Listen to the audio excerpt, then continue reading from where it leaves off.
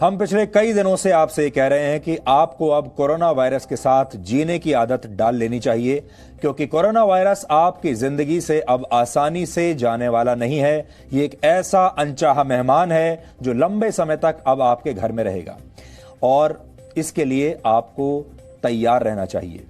और इसी बात पर अब वर्ल्ड हेल्थ ऑर्गेनाइजेशन यानी WHO ने भी अपनी मोहर लगा दी है। WHO ने यह आशंका जताई है कि यह वायरस एक महामारी के तौर पर लंबे समय तक इंसानों के बीच रह सकता है और यह भी हो सकता है कि यह वायरस कभी भी पूरी तरह से खत्म न हो। वर्ल्ड हेल्थ ऑर्गेनाइजेशन ने इसकी तुलना HIV से करते हुए कहा है कि HIV की तरह इंसानों को इस वायरस के साथ भी जीने की आदत डालनी होगी।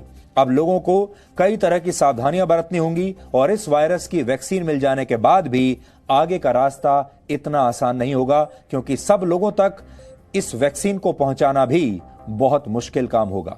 अब सवाल यह है कि फिर क्या किया जाए। अगर कोरोना वायरस लंबे समय तक हमारे साथ रहने वाला है तो हम इसके लिए खुद को कैसे तैयार कर सकते हैं, क्योंकि आप में से बहुत सारे लोगों ने ये सोचा होगा अभी तक कि ये लॉकडाउन महीने 2 महीने का होगा, बहुत ज्यादा हुआ तो 3 महीने का हो जाएगा, उसके बाद ये कोरोना वायरस चला जाएगा और आपकी जिंदगी पहले जैसी हो जाएगी। लेकिन अब मानसिक तौर पर अपने आप को ये तैयार कर लीजिए, आपका जीवन पहले जैसा नहीं होगा। आज हम आगे की इस तैयारी को मेडिकल साइंस, समाज और मनोविज्ञान के जरिए से समझने की कोशिश करेंगे। पहले वैज्ञानिक नजरिए से उन 5 महत्वपूर्ण सच्चाइयों को आप समझिए जिनका सामना आपको और हमें मिलकर करना है। पहली सच्चाई यह है कि यह वायरस अब भी पूरी दुनिया में तेजी से फैल रहा है, यह कहीं भी रुका नहीं है। पूरी दुनिया में 43 लाख से ज्यादा लोग इससे संक्रमित हो चुके हैं और करीब 2,97,000 लोगों की मौत हो चुकी है। 2,97,000, लगभग 3 लाख। बीमार लोगों का इलाज अलग अलग तरीकों से किया जा रहा है, हर देश में अलग अलग पद्धति है, लेकिन अभी तक इसका कोई भी पुख्ता इलाज किसी के पास भी नहीं है। इस बात को आप याद रखिएगा, इस कोरोना वायरस का किसी के पास पूरी दुनिया में कोई इलाज नहीं है। दूसरी सच्चाई यह है कि इस समय दुनिया में लाखों या शायद करोड़ों लोग ऐसे हैं जो संक्रमण का शिकार हो चुके हैं, लेकिन उनमें कोई लक्षण दिखाई नहीं दे रहा, उन्हें खुद भी नहीं पता कि वो संक्रमित हो चुके हैं। ऐसे लोगों को एसिम्प्टोमेटिक पेशेंट्स कहा जाता है और ऐसा भी हो सकता है कि इस तरह के जो मरीज हैं वो आपके आसपास घूम रहे हों।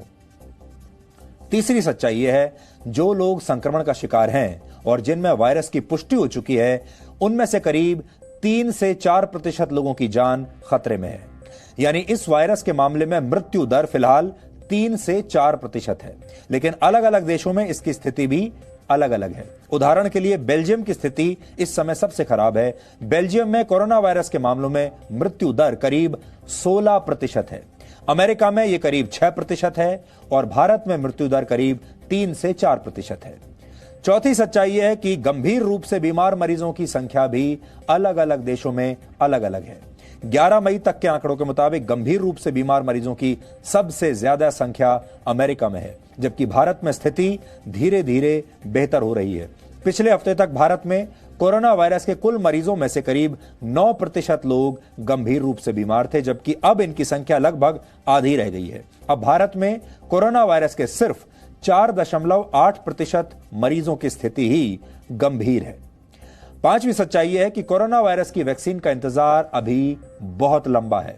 दुनिया भर में करीब 100 रिसर्च ग्रुप्स इस वायरस की वैक्सीन ढूंढने में जुटे हुए हैं, लेकिन वैक्सीन तैयार होने में अभी करीब 12 से 18 महीने का समय लग सकता है और 12 से 18 महीने के समय के बाद भी यह दुनिया भर में जब इसको डिस्ट्रीब्यूट किया जाएगा उसमें भी कई महीने या हो सकता है साल भर लग जाए। इसलिए ये जो सफर है ये बहुत लंबा रहने वाला है।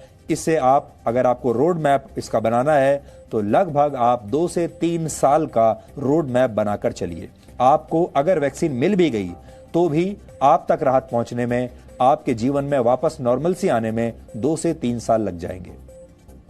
No signal, no worry. Presenting Z News app with live TV, latest updates and expert opinion. Available on Google Play and App Store. Download it now.